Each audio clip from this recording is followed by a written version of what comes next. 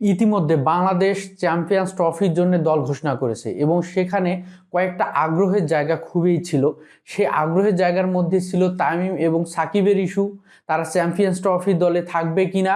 আরেকটা হচ্ছে ওপেনিং স্লটে কে থাকবে।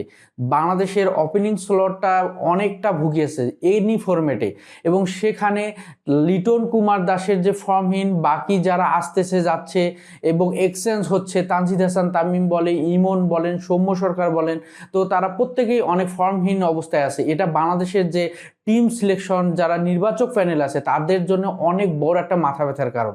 সেই আগ্রহের জায়গা থেকে যখন সাকিব অবৈধ বোলিং অ্যাকশনের কারণে 1 বছরের জন্য নিষেধাজ্ঞায় পড়লো, তখন অনেকটা নিশ্চিত যে হাসান বাংলাদেশ চ্যাম্পিয়ন্স ট্রফি যে অনুষ্ঠিত হবে সেখানে বাংলাদেশ দলে থাকছে না। এবং তারপরে হচ্ছে তামিম ইকবাল, যখন তামিম ইকবালকে নিয়ে অনেক ধরনের বিসিবির বৈঠক হলো, সেখানে সোশ্যাল প্ল্যাটফর্মে এক একজন এক এক রকমভাবে বিষয়টাকে উপস্থাপন করতেছিল। তো তখন তামিম ইকবাল যখন তার নিজস্ব ভেরিফাইড পেজে তিনি হচ্ছে ঘোষণা দিলেন যে তিনি জাতীয় দলে কামব্যাক করতেছেন না, অবসরের অ্যানাউন্সমেন্ট দিলেন, যেহেতু অফিসিয়ালিভাবে তামিম সাকিব কেউ হচ্ছে অফিসিয়ালিভাবে অ্যানাউন্সমেন্ট করেন নাই তাদের হচ্ছে রিটায়ারমেন্টের বিষয়টা, তখন তামিম যখন এই বিষয়টা ঘোষণা করলেন তখন অনেকটাই মানে ক্লিয়ার হয়ে গেল বা পরিষ্কার হলো যে তামিম ইকবাল চ্যাম্পিয়ন্স ট্রফির দলে থাকছেন না। এবং তৃতীয় নাম্বার যে আগ্রহের জায়গাটা সেটা হচ্ছে যে লিটন কুমার দাস। লিটন কুমার দাস যদি আমরা দেখি লাস্ট T20 বলেন, ওডিআই বলেন, যেভাবে তিনি ফর্মহীনভাবে যাচ্ছেন, তার পারফরমেন্স নিয়ে যখন বারবার সমালোচনা হচ্ছে, তিনি সেটাকে যে কোনোভাবে হোক রিকভার করতে পারতেছে না, তার যে টেকনিক্যাল সমস্যাগুলো তিনি দূর করতে পারতেছে না, তার আউট হওয়ার যে ধরনগুলো, তার কনফিডেন্স লেভেলটাকে যে একদম লো পজিশনে নিয়ে গেছে, তার আউট হওয়ার ধরনগুলো দেখলে বোঝা যায় তিনি ফিজিক্যাল ফিটের পাশাপাশি তিনি মনস্তাত্ত্বিকভাবে যে ফিট না তিনি, সেটা কিন্তু বারবার ফুটে উঠতেছে।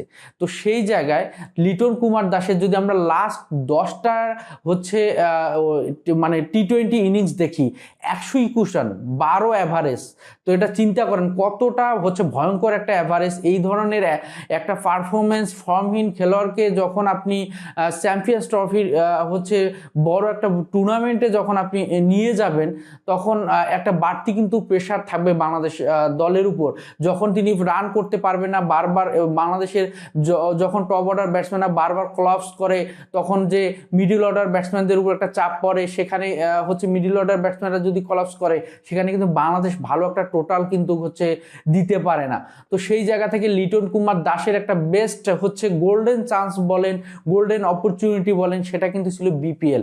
এবং ইতিমধ্যে ঢাকা ক্যাপিটালস বিপিএল 2025-এর সবচেয়ে বাজে অবস্থায়, পয়েন্ট টেবিলের তলানিতে, 6টার মধ্যে 6টাতেই হেরেছে এবং সপ্তমটাতে কিন্তু হচ্ছে সপ্তম ম্যাচটাতে কিন্তু ঢাকা ক্যাপিটালস জয় করে দুর্বার রাজশাহীর বিপক্ষে। এবং সেখানেই রেকর্ড জুটি গড়ে হচ্ছে তানজিদ হাসান তামিম এবং লিটন কুমার দাস 241 রানের।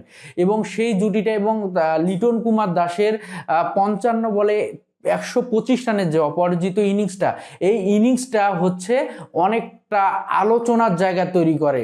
এবং গণমাধ্যম কর্মী থেকে বিভিন্ন সোশ্যাল প্ল্যাটফর্মে যারা স্পোর্টস অ্যানালাইজ করে, ব্যাখ্যা বিশ্লেষণ করে, বিভিন্ন যৌক্তিক হচ্ছে বিষয় তুলে ধরে, গঠনমূলক আলোচনা করে, তারা অনেকভাবে উপস্থাপন করার চেষ্টা করতেছে যে লিটন কুমার দাস হচ্ছে রাগান্বিত হয়ে তিনি যখন হচ্ছে চ্যাম্পিয়ন্স ট্রফির যখন 15 সদস্যের স্কোয়াডে জায়গা পেলেন না, তখন তিনি রাগান্বিত হলেন। তো এরকম অনেক আলোচনা হচ্ছে, অনেক ধরনের অনেকভাবে যুক্তি তুলে ধরতেছে লিটন কুমার দাসকে চ্যাম্পিয়ন্স ট্রফি দলে নেওয়া উচিত এবং লিটন কুমার দাস সেটা দেখিয়ে দিলেন। তো আসলে সব কিছুর ছাপিয়ে যে মূল যে বিষয়টা সেটা হচ্ছে আপনার রিসেন্ট পারফরমেন্স হচ্ছে জাতীয় টিমে, আপনার ন্যাশনাল টিমে রিসেন্ট পারফরমেন্সটা কিন্তু আপনাকে দেখাতে হবে। সেখানে লিটন কুমার দাস একদমই পারে নাই। তো সেই জায়গাটাতে লিটন কুমার দাস অনেকটা পিছিয়ে ছিল এবং লিটন কুমার দাস কিন্তু এখানে জানতেন যে চ্যাম্পিয়ন্স ট্রফির দলটা কখন ঘোষণা করা হবে। আমরা হয়তো অনেকে জানতাম না বা আন্দাজ করতে পারতাম না, কিন্তু লিটন কুমার দাস একজন খেলোয়াড় হিসেবে কিন্তু তিনি জানতেন যে চ্যাম্পিয়ন্স ট্রফির দলটা কোন সময়টাতে ঘোষণা করা হবে বা বিপিএল এর কোন মধ্যবর্তী সময়টাতে ঘোষণা করা হবে। তো তাকে সেই যে প্রথম যে ম্যাচগুলো ঢাকা ক্যাপিটালসের হয়ে তিনি খেলেছেন, সেখানে তার কিন্তু হচ্ছে রানে ফেরাটা খুবই জরুরি ছিল। এবং সেই জায়গায় তার হচ্ছে রানে যদি তিনি ফিরতে পারতেন, তিনি রানটাকে যদি কন্টিনিউ করতে পারতেন, ভালো 3-4টে ইনিংস যদি তিনি উপহার দিতে পারতেন দলের জন্য, তাহলে কিন্তু হয়তো নির্বাচক প্যানেলের কিন্তু তাকে তাকে নজরে পড়তো এবং সে তাকে বিবেচনায় রাখতো, কিন্তু সেই জায়গায় লিটন কুমার দাস একদম ফেল করেছে। যখন তিনি চ্যাম্পিয়ন্স ট্রফির যখন দলটা ঘোষণা করা হয় আর লিটন কুমার দাস যখন 55 বলে 125 রানের ইনিংসটা খেলে, দুর্দান্ত ইনিংস, বিপিএল এর ক্রিকেট হিস্টোরিতে এটা বলতেই হবে। তো সেই জায়গায় মানে সময়ের ফারাকটা কিন্তু 2 থেকে 2.5 ঘন্টা বা 1.5 ঘন্টার একটা ব্যবধান। তো এই ব্যবধানটা সময়, এই জন্য সময়ের কাজটা যদি সময় করতে পারতো লিটন, তাহলে লিটনকে নিয়ে একটা ভাবনার জায়গা তৈরি হতো। তো আমি অবশ্যই বলবো যে বাংলাদেশের যে নির্বাচক প্যানেল আছে তারা অবশ্যই একটা সাহসী সিদ্ধান্ত নিয়েছে। এখানে তরুণদের একটা সুযোগ করে দিয়েছে, যেমন ইমনকে সুযোগ করে দিয়েছে। ইমন লাস্ট 2-1 ইনিংস তিনি ন্যাশনাল টিমের হয়ে খেলেছেন, সেখানে কিন্তু ভালো পারফরমেন্স করেছেন, ভালো একটা এক্সিকিউশন করেছেন। তো সেখানে দলের জন্য কিন্তু তিনি যে হচ্ছে অ্যাগ্রেসিভ ক্রিকেটটা দেখিয়েছেন, অ্যাগ্রেসিভ মেন্টালিটিটা তিনি শো করেছেন। তো সেটা অবশ্যই বাংলাদেশ দলের জন্য পজিটিভ একটা কিছু ছিল, সেজন্যই কিন্তু তাকে চিন্তা করা হয়েছে। এবং সৌম্য সরকার কিন্তু কোনো আলোচনার মধ্যে ছিল না। লাস্ট কয়েকটা ন্যাশনাল টিমে কয়েকটা ইনিংসে তিনি অসাধারণ পারফরমেন্স করতেন, সেই কারণে সৌম্য সরকারকে রাখা হয়েছে, তানজিদ হাসান তামিমকে রাখা হয়েছে।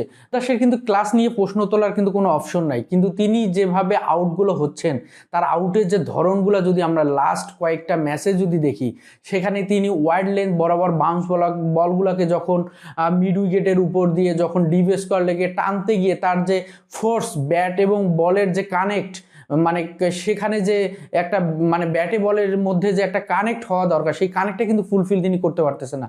এবং ব্যাটের যে একটা রেঞ্জ, সেই রেঞ্জটা কিন্তু জোরালো হচ্ছে না। ফলে দেখা যাচ্ছে যে টাইমিংয়ের হেরফেরের কারণে ব্যাটের রেঞ্জ হচ্ছে সেরকম জোরালো হচ্ছে না, তখন কিন্তু হচ্ছে তিনি উইকেটগুলো বিলিয়ে দিচ্ছেন। এবং স্টাম্পের বাইরে এবং স্টাম্পের ক্লোজ যেগুলো বা স্টাম্প বরাবর বলগুলো যখন হালকা সুইং হচ্ছে, হালকা হচ্ছে স্লোয়ার ডেলিভারি হচ্ছে, তখন সেই বলগুলোতে কিন্তু তিনি পরাস্ত হচ্ছেন বারবার। তো এই জায়গাগুলোতে লিটন কুমার দাসের আরো বেশি মনোযোগী হওয়া দরকার, আরো বেশি হচ্ছে অনুশীলনে তার হচ্ছে মনোযোগটা বাড়ানো দরকার। তার কোন জায়গাগুলোতে তিনি বারবার পরাস্ত হচ্ছেন, কোন জায়গাগুলোতে তিনি বারবার হচ্ছে ফাঁদে পড়তেছেন, সেই জায়গাগুলো নিয়ে তার কাজ করা দরকার। তো লিটন কুমার দাসকে আসলে তার মনস্তাত্ত্বিকভাবে যেহেতু তিনি ফিট না, তাকে আরো কিছুদিন হচ্ছে রেস্টে থাকা দরকার। তিনি আবার কামব্যাক করবে, তা আবার ন্যাশনাল টিমে লিটন কুমার দাসকে আমরা দেখতে পাবো। কিন্তু আপাতত যে সিদ্ধান্তটা নেওয়া হয়েছে লিটন কুমার দাস, সেটা আমি মনে করি এটা হচ্ছে অনেক ভালো এবং একটা সাহসী সিদ্ধান্ত নিয়েছে নির্বাচক প্যানেল। এবং বিপিএল এর যে বাকি ম্যাচগুলো আছে ঢাকা ক্যাপিটালসের, সেখানে তিনি ভালো পারফর্ম করবেন এবং দলের জন্য ভালো একটা অবদান তিনি রাখবেন। আল্লাহ হাফেজ।